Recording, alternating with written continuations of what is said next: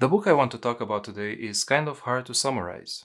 It doesn't aim to inform as much as to inspire and motivate.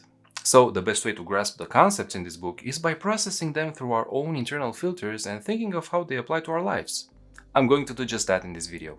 Welcome to the Summary of Discipline is Destiny by Ryan Holiday.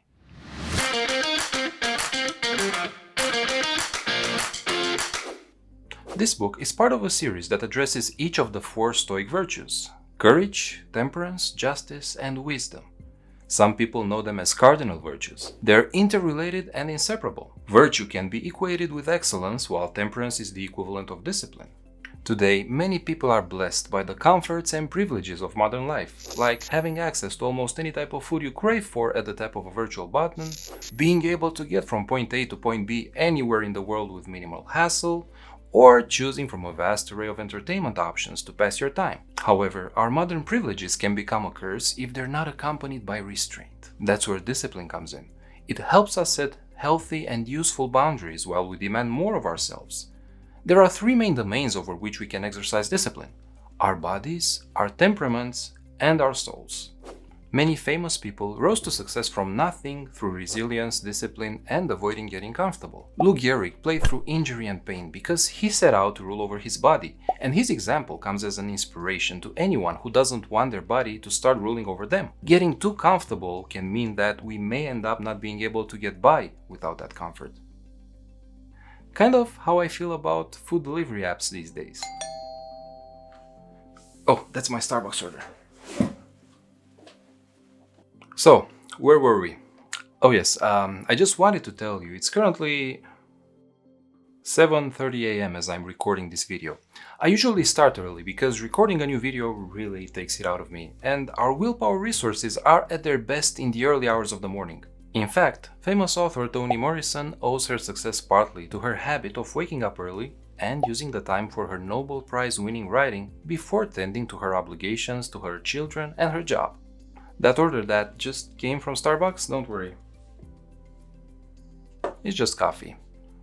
I mean, I love their donuts, but I gave them up as I looked at the cautionary tales of King George IV of England and Babe Ruth, who abused their bodies with too much food and drinks. The pleasure of excess is always short-lived, and it's followed by suffering. A healthy diet helps us become more productive and makes us happier in the long run.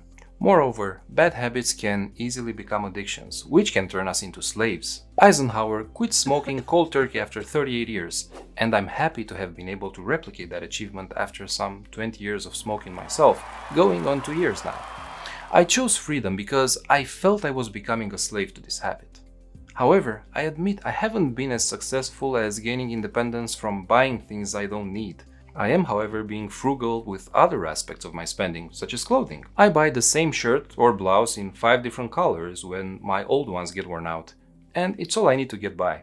It's kind of liberating, really, as it should be when you avoid the superfluous. If we want to take a further step towards independence, we should be harder on ourselves, thus making it more difficult for others to be hard on us.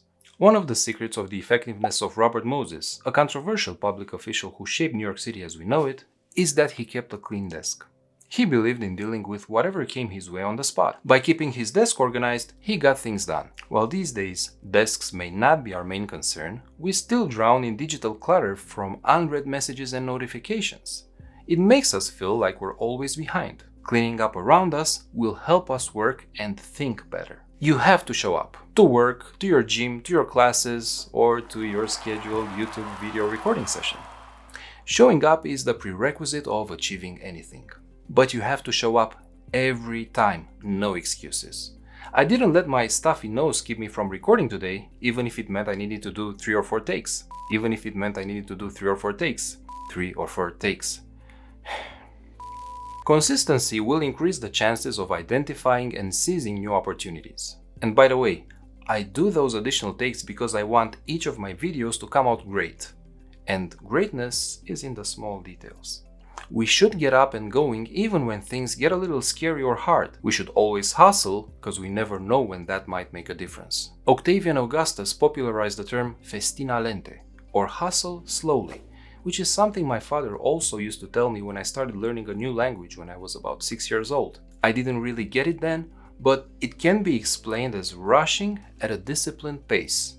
It's okay to move slowly, just don't stop. I take every opportunity to practice any newly gained skill because progress and practice are synonymous. But great people do more than practice. They do the actual work. And they find joy in it even when it's exceedingly difficult. They don't get distracted by trivial things, such as stressing over their wardrobe. Our clothes should be comfortable, neat, and simple. Also, a clean body and iron garments put us in the right frame of mind to tackle our work more effectively. We need to seek discomfort to increase our endurance, but we also need to manage the load by prioritizing rest and recovery when our bodies send us signals. I got up at 6 a.m. today ready to record this video because I went to bed at 10 p.m., performing the last required act of discipline of the day by going to bed early. Well, early by my standards. How we eat, sleep, and move impacts our bodies and our control over them. Temperance is about living well and maximizing how long we live, even if it seems hard at times. But the hard way is sometimes the only way. At the beginning of this video, we saw that keeping your body in check is just one of 3 pillars of self-discipline. Let's now talk about the second one, moderation in what and how we think. Before we can control any aspect of our environment, we need power over our minds, actions, and choices. Great leaders learn how to rule over themselves first. When we look at Queen Elizabeth II's record-breaking reign, the first thing that stands out is her stoic endurance and restraint.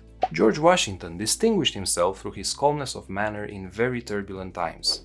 He wasn't a natural stoic, but he made himself into one as best he could by taking control of his own thoughts and actions. His success was determined by his ability to make mature decisions with a cool head. He made decisions by thinking slowly rather than using the fast mental processing system that comes easier to most people. Now allow me to pause and ask you a question. What's your main thing? What's the most important thing in your life? Is it your career, your side hustle, your family, or something else? My main thing is self-improvement, and starting this YouTube channel is a good way for me to achieve that. That's why I try to capture the essence of the books I'm reading through my summaries, even if I don't have a lot of free time on my hands. If you don't know what your main thing is yet, think about it and come up with an answer sooner rather than later. Once we figure it out, we should prioritize it over everything else and set up large uninterrupted blocks of time for it. Beethoven remains known as much for his musical genius as for his awkward social skills. His main thing was composing, so there were times when he would simply walk away in the middle of a conversation if inspiration came visiting. We should be patient and not fall into the trap of perfectionism. It took me well over a month to put together the notes for my first book summary, and I had no fun doing it. But I slowly switched my focus from attempting to create perfect content to creating meaningful content. If we want things to go well, we should start by doing the hard thing first. But things don't always go well. That first video I spent 5 or 6 weeks toiling over had only been viewed about 200 times by the time I started planning for my second one. And while I don't hold YouTube views as the only measure of success for this content, it's an important indicator of what sort of impact my work is making. I'm keeping at it and improving myself on multiple levels while doing it. John F. Kennedy was almost always in pain. And he found out quite late in life that physical exercise provides better and more sustainable relief than pills. Opioids can offer us a way to escape pain, but they don't address it. We should take care of ourselves by relying on sustainable practices, not on shortcuts, and we should also refrain from excesses that can cause us a lot of grief in the long run. Ruling over our minds implies deliberate control over our actions. But what about our reactions to something that's happening around us? How do we manage our emotions when we get triggered by external events? Well, we can start by letting things slide when there's nothing to gain through conflict, no matter how strong or how appealing the prospect of punching someone in the face can be. It's okay to get angry, but it's not a good idea to act out of anger. The same goes for speaking. Sometimes silence is a sign of strength. An expert communicator knows when to shut up. Our ambition can drive us beyond the point of living a balanced and meaningful life, and it can deprive us of happiness. Just think about Napoleon Bonaparte's rise and fall if you want a clear example of how one man's ambition can cause grief throughout an entire continent. The point of being successful is to have security and freedom. Unlike happiness, this is definitely something that money can buy. But money can also bring anxiety and instability, especially when we spend money that we don't have on things we don't need. At the other end of the spectrum, micromanaging our expenses for small financial gains can cost us a lot of precious time. Money is just a tool, and we shouldn't let it rule over our lives. I hate cleaning, so I pay someone to clean my house. That saves me the time I need during my weekends to work on my YouTube channel or other projects, which are my avenues for self-improvement. The best way to manage the load is to share the load and focus on what really matters. Routines also help. I read for 2 hours every day before starting work, and I made a habit out of it, one that's aligned with my self-improvement goals. We should always focus on doing our best, and that's usually good enough. However, to discover what we're fully capable of, our body, mind, and spirit must be aligned. On that note, how would you behave if there was no one to hold you accountable for your actions? Temperance makes us greater but less likely to gain recognition. That's why we know so little about the truly great historical figures, such as the Roman Emperor Antoninus Pius, yet so much about some horrible dictators.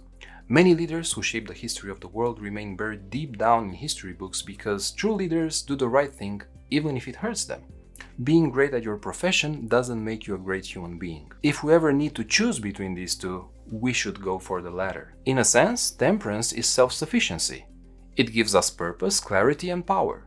But self-discipline is called that for a reason, and we shouldn't expect others to follow the same standards. We should help people get better if they want our help, but the best way to help others improve is by giving them our example to follow, or by helping them carry their load, not by telling them what to do. As a manager, I try to get basic, unpleasant tasks off my team members' plates when I see them overwhelmed and needing a recharge.